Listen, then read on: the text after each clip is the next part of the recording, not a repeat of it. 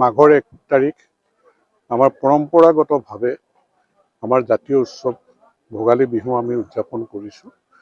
ভৰলী পৰিয়া কন্যাকা বহুমুখী পামে আজি আমাৰ মাটিত ৰাইজক লৈ এই ভোগালী বিহু কন্যাকা পৰিয়ালে উদযাপন কৰিছোঁ।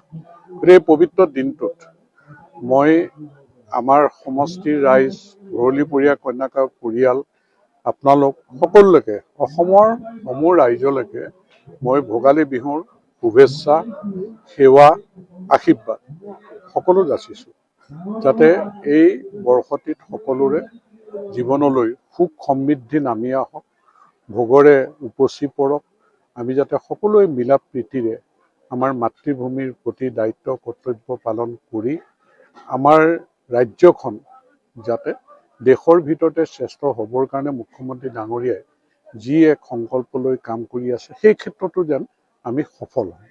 গতিকে আমি আগন্তুক নিৰ্বাচন খুব কম দিনতে নিৰ্বাচন শান্তি সম্প্ৰীতিৰ মাজেৰে এই নিৰ্বাচন অনুষ্ঠিত কৰি জনতাৰ এক বিশ্বাসৰ নিৰ্বাচিত চৰকাৰ যাতে এইবাৰ দিছপুৰত অধিষ্ঠিত হয়, যিয়ে এইখন অসমক সকলো দিশতে আগুৱাই নিবৰ কাৰণে অসমখন সুৰক্ষিত কৰিবৰ কাৰণে অসমৰ বিভিন্ন জাতি জনগোষ্ঠী ভাষা ধৰ্মৰ মানুহ দুইটাৰ বৰাকৰ পাৰত আছে, সকলোৰে মাজত সমন্বয় সম্প্ৰীতিৰ এনাজৰীডাল টনকিয়াল কৰি আস্থাৰ অসম বিশ্বাসৰ অসম যাতে আগুৱাই লৈ যাব পাৰে তাৰেই প্ৰাৰ্থনা আজি এই পবিত্ৰ দিনটোত মই অসম মাতৃৰ সন্তান হিচাপে প্ৰাৰ্থনা জনাইছোঁ।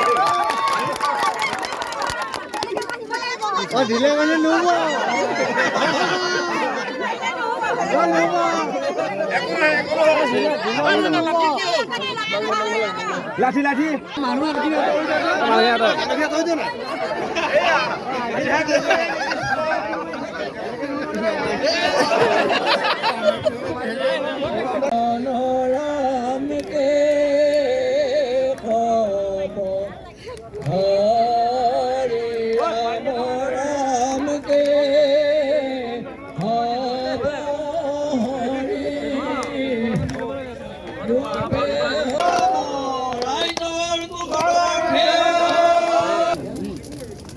নাম দিব লাগিব।